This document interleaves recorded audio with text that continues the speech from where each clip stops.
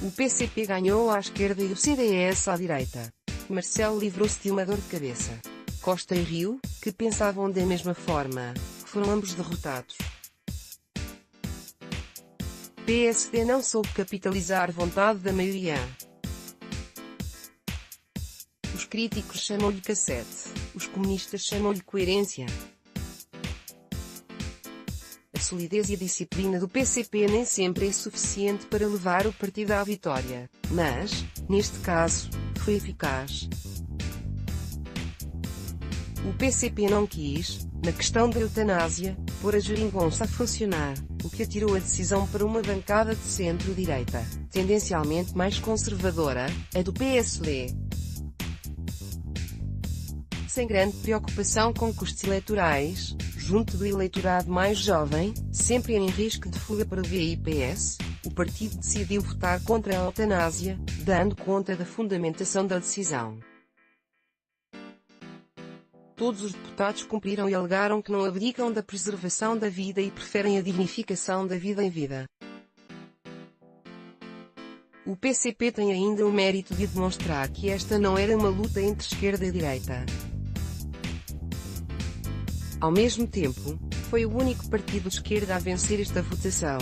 Assim se vê a força do PC. Marcelo Rebelo de Sousa é católico e toda a sua formação espiritual e ideológica foi influenciada pela matriz cristã. Embora nunca se tenha pronunciado publicamente, não é difícil de adivinhar que o Presidente da República é, a título pessoal, contra a eutanásia. Marcelo foi dando os seus toques. 5 dias antes da votação, recebeu em Belém as comunidades religiosas contra a eutanásia. O Expresso noticiou, pouco depois, que o Presidente estava inclinado a votar uma lei que legalizasse a eutanásia, caso esta passasse à tangente no Parlamento. Havia um problema: este seria um veto político. Quase pessoal, mesmo que argumentasse em sentido contrário, corria o risco de deixar de ser o presidente 70% e ouvir muitas críticas à esquerda. Sim, pode continuar a ser o presidente de todos os portugueses. Assunção Cristas estando o PSD sem uma posição definida como partido, o CDS foi o rosto dos eleitores de direita contra a eutanásia. Com a vitória do não, acaba por ser o grande vencedor nessa área política, uma vez que agarrou o seu eleitorado e ainda pode ter feito moça no eleitorado mais conservador que habitualmente vota PSD.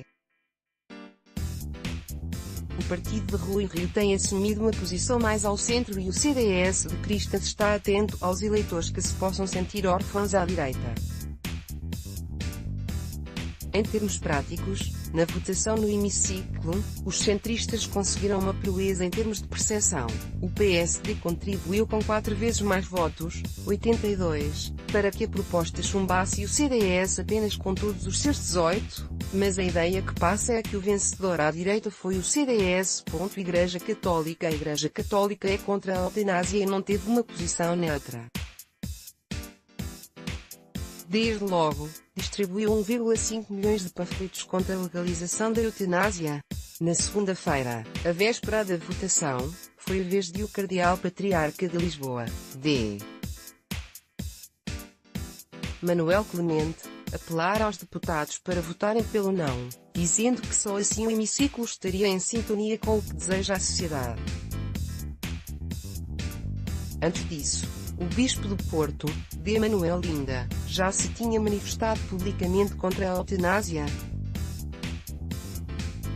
Após várias derrotas nos últimos anos, casamento homossexual, adoção entre pessoas do mesmo sexo e despenalização da interrupção voluntária da gravidez, a Igreja Católica teve, finalmente, uma vitória no Parlamento.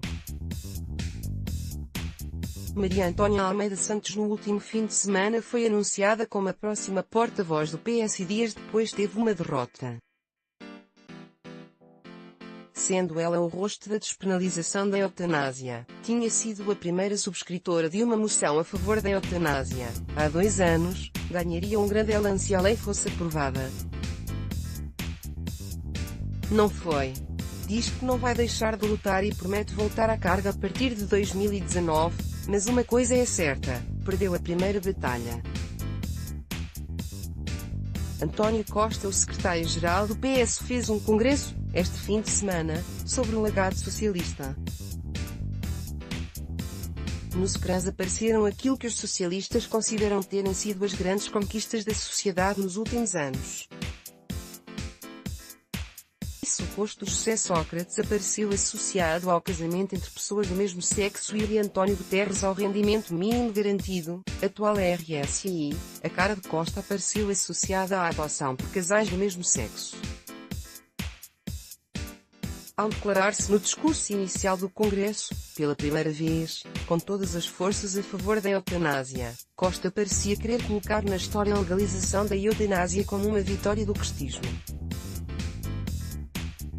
Esta é, por isso, ainda mais, uma derrota sua. Bloco de Esquerda. O Bloco de Esquerda empenhou-se nesta votação e a grande figura da campanha foi José Manuel Pureza, o que não foi uma escolha inocente, é um católico de esquerda. O B não se limitou, no debate derradeiro, a defender a legalização da eutanásia. Quis encostar o PCP às cordas, associando os comunistas aos movimentos católicos que estavam no exterior. Além disso, num pescar de olho a algum eleitorado do PCP, ainda apelaram os comunistas às posições de Cavaco Silva e da Igreja Católica. Como se não bastasse, lembraram que José Saramago, que foi militante do PCP, defendeu a eutanásia nos tempos da luta do espanhol Ramón Sampedro. O PCP parecia incomodado com as companhias, mas, no fim do dia, foi o Bloco de Esquerda que perdeu. Rui Rio, o presidente do PSD, manteve-se firme na sua posição pessoal, de ser a favor da eutanásia. Teve o mérito de não recuar nas suas convicções e de não tentar forçar a escolha individual de cada deputado, mas teve o problema de dividir o partido. Alimentou a ideia de que existem vários PSD, o da bancada e o do líder do partido. No grupo parlamentar, só há 6 deputados que pensam como ele neste assunto. Ainda ouviu Passos Coelho e Cavaco Silva a criticá-lo, dizendo que o PSD, como partido, deveria ter uma posição sobre o assunto. Seja como for, Rio perdeu. A nível pessoal, a eutanásia, que defende, foi chumbada, como líder do partido, dividiu nesta questão, e como candidato a primeiro-ministro, pode ter perdido votos para cristas.